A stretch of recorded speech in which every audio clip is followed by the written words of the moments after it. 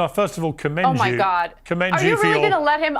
They leveled Gaza. They literally have 10,000 people missing in Gaza right now as we speak, presumed dead, trapped under the rubble. Over the weekend, they recovered over 200 bodies. You want to talk about the IDF protecting innocent human life? Why don't we talk about the Hannibal Directive and how many Israelis the IDF shot and killed on October 7th?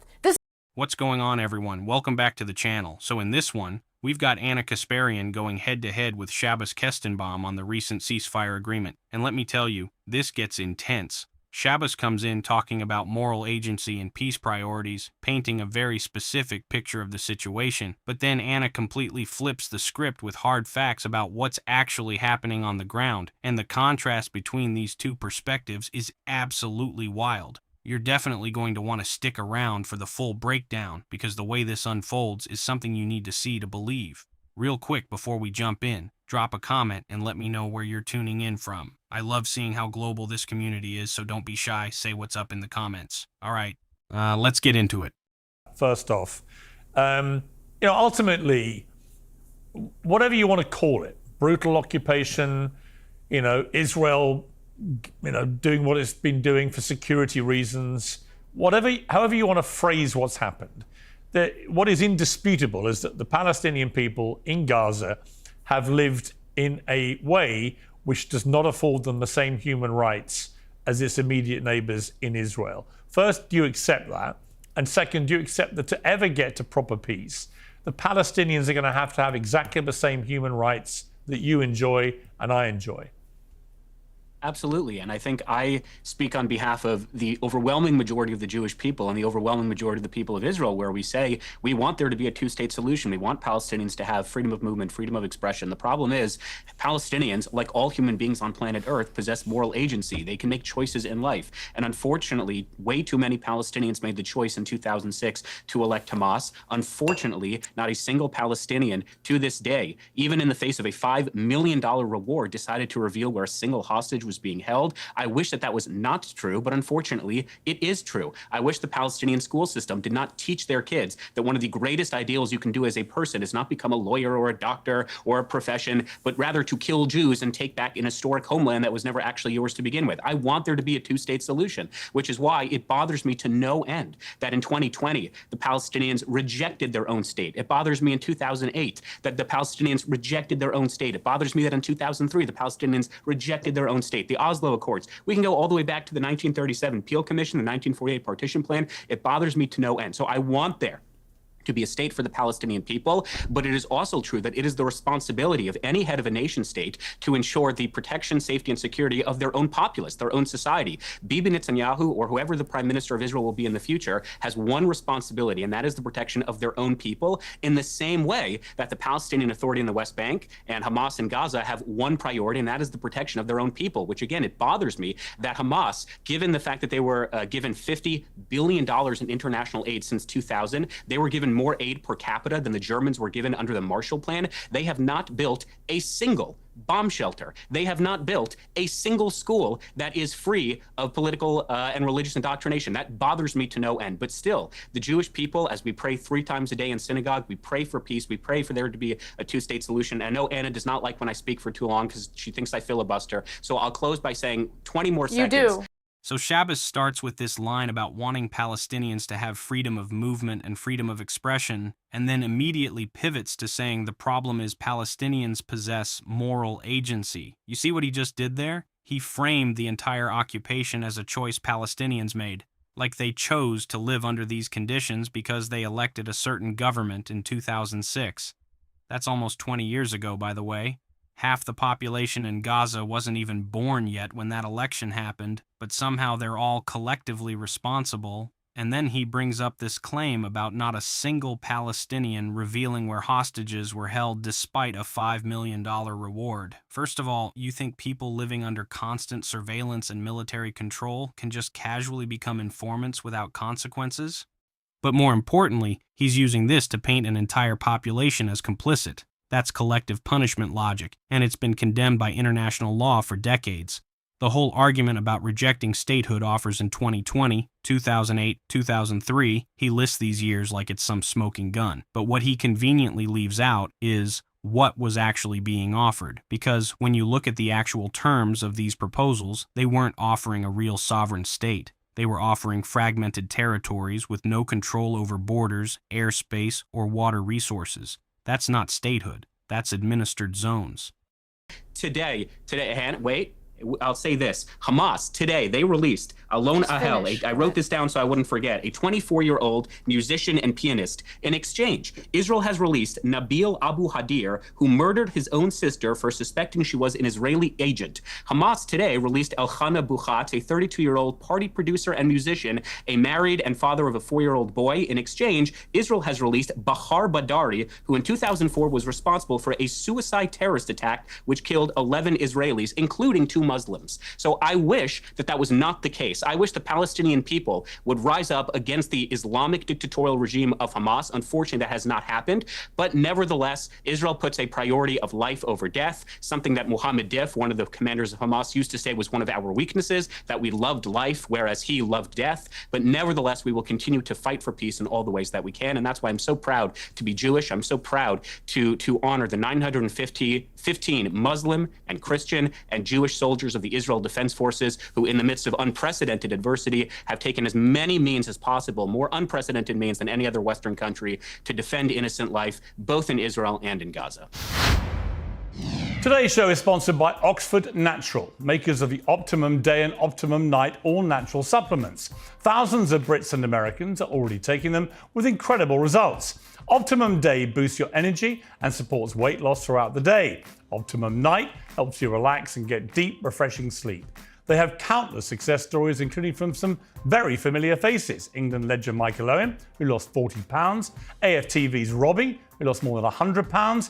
To watch their full stories and many more, scan the QR code on your screen or visit oxfordnatural.com/Piers. And here's the best part. Use the code Piers and get 70% off your first order. Yes, 70% off with the code Piers. Well, Anna, can I first of all commend you? Oh my God! Commend Are you really going to let him? They leveled Gaza. They literally have 10,000 people missing in Gaza right now as we speak, presumed dead, trapped under the rubble. Over the weekend, they recovered over 200 bodies. You want to talk about the IDF protecting innocent human life? Why don't we talk about the Hannibal Directive and how many Israelis the IDF shot and killed on October 7th?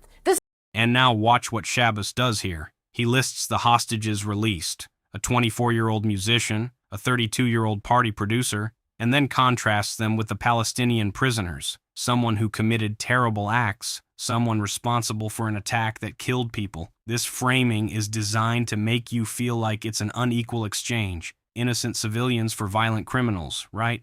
But here's what he doesn't mention. Many of the Palestinian prisoners being released were never actually convicted in a real court. They were held under administrative detention, which means detained indefinitely without charges or trial. Some were literally teenagers when they were arrested. The International Red Cross has documented this for years. People held for months or years without ever seeing evidence against them. And then he says this line, Israel puts a priority of life over death. He's setting up this entire moral framework where one side values life and the other side loves death. That's what makes Anna's response so devastating, because she's about to bring receipts. When Anna fires back with they leveled Gaza, they literally have 10,000 people missing right now, presumed dead, trapped under rubble. That's not hyperbole. Independent journalists and humanitarian organizations have been documenting this. Over 200 bodies recovered just that weekend she's referring to. These aren't combatants, these are families, and she immediately brings up the Hannibal Directive, which is something most people don't even know about. This is something that Yoav Gallant, the former military minister for Israel, foreign defense minister, came out and said that did happen. We would rather not allow Hamas to take these hostages and use them as leverage. By the way, that's the same Yoav Gallant who, after October 7th, said that the Israelis should not negotiate for the release of the hostages and instead engage in a military operation in Gaza, which is what they did. They have leveled the Gaza Strip. There's nothing for these Palestinian people to go home to. And you want to talk about how the Palestinians and Hamas have rejected offers for a two-state solution, after the clean break memo, after Netanyahu made abundantly clear that he would not allow for the formation of a Palestinian state, after the fact that every effort at creating a two-state solution was undermined by the Israelis. They don't want a two-state solution. The Likud's founding charter pursues the Greater Israel Project. They want that land. They're going to pursue that land. They're going to steal that land. And look, I am hoping that there will be lasting peace. But I'm also smart enough to pay close attention to what's going on in Israeli media. And based on what's being said in Israeli media, it does not appear as though there's going to be a lasting ceasefire. And I'm worried about that. So look, Shabbos can sit here and lie about how, oh, it's all Hamas's fault and the wonderful, precious, innocent Israeli government has only done the right thing and only the right thing. But that's just not true. They have committed war crimes. The IDF has committed atrocities that I never thought I would ever see in my lifetime. I thought humans had evolved past that kind of disgusting war crime behavior. And so to talk about how, like, oh, everything is so great, and Israel, we're going to go ahead and launder their reputation after the atrocities that they committed, after the genocide they carried out. And by the way, the continued atrocities that are currently taking place in the West Bank, I'm not going to sit here and stand for that. It's disgusting. This is where Anna completely dismantles the narrative. She brings up the Hannibal Directive, and for anyone who doesn't know what that is, it's a controversial protocol where Israeli forces are authorized to prevent the capture of soldiers, even if it means potentially harming those soldiers in the process. And according to reports, including statements from former Israeli officials, this directive was invoked on October 7th, so when Shabbos talks about prioritizing life, Anna's pointing out that their own military admitted to actions that resulted in Israeli casualties, and she doesn't stop there. She mentions how a former defense minister said Israelis should not negotiate for hostage release and instead engage in military operations. That tells you the priority wasn't actually bringing people home safely, it was the military objective. Then Anna goes after the two-state solution myth. She points out that the current Israeli government's founding charter literally pursues the Greater Israel Project. That's documented. The party's charter from 1977 explicitly states from the river to the sea, there will only be Israeli sovereignty. So when people say Palestinians keep rejecting peace, Anna's saying, hold on, what about the government that openly states they won't allow a Palestinian state to exist? And she ends with the strongest point, the continued actions in the West Bank. Because while everyone was focused on Gaza, the West Bank has seen a massive increase in settlement expansion and violence. She calls it what it is. War crimes, atrocities, things she never thought she'd see in her lifetime. That's not political rhetoric. That's her genuine reaction to documented events. What Anna did here is refuse to let the conversation stay in the sanitized zone where we talk about peace processes and moral frameworks while ignoring the actual conditions on the ground. She forced the conversation back to reality. So what do you guys think of this? Leave your thoughts down in the comments, please like and subscribe, and I will see you in the next video.